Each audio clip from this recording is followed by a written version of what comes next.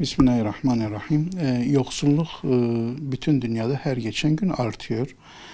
Yaklaşık 8 milyara ulaşan bir dünya nüfusunu göz önünde bulundurduğumuzda bu nüfusun neredeyse dörtte biri yoksullukla mücadele ediyor.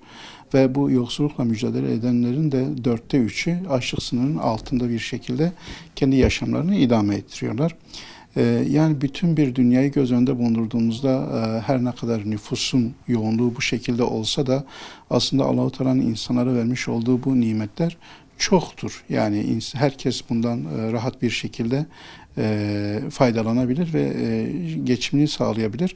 Ama özellikle kan emici bazı diktatörler ve bununla beraber emperyalist güçlerin çıkarmış oldukları iç savaşlardan dolayı ya da sömürge olarak girdikleri ülkelerdeki tahribatları nedeniyle bu her geçen gün artıyor.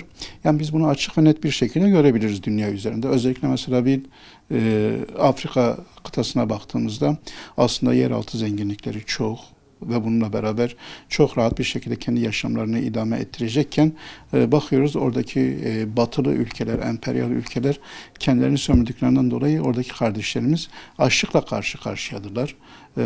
Sanki işte dünya üzerinde bir kuraklık var, kıtlık var, o insanlara sanki yiyecek yetmiyor şeklindeki bir algı üretilmeye çalışılsa da aslında bütün dünya üzerinde yaşayan insanlara bu nimetler yetiyor, fazlasıyla yetiyor.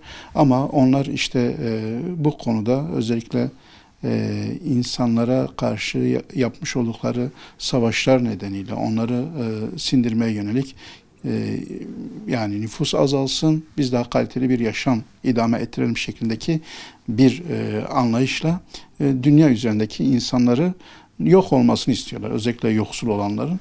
Oysa bizim anlayışımızda insanları yaşatmak vardır. Yani Müslümanlar olarak bu konuya çok ciddi bir şekilde eğilmesi gerekiyor. Yoksul olan ya da durumu kötü olan kardeşlerimize el atılması gerekiyor. Bunu ülkelerin kendi programlarına koymaları gerekiyor. Yani gelir dağılımındaki adaletsizlikler aslında bütün bunların sebebidir.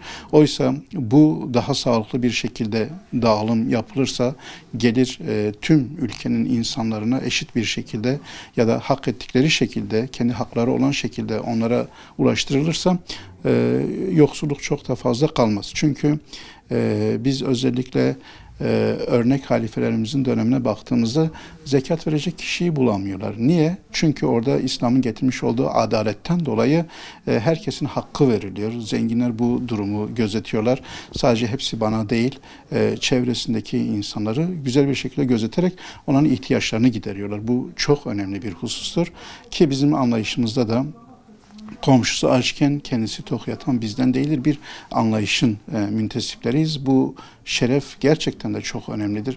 Yani dolayısıyla bizim kendi çevremize karşı duyarlı olmamız lazım. Her ne kadar bireysel olarak da bunu göz önünde bulundurursak devletlerin de ülkelerin de bunu göz önünde bulundurmaları gerekiyor.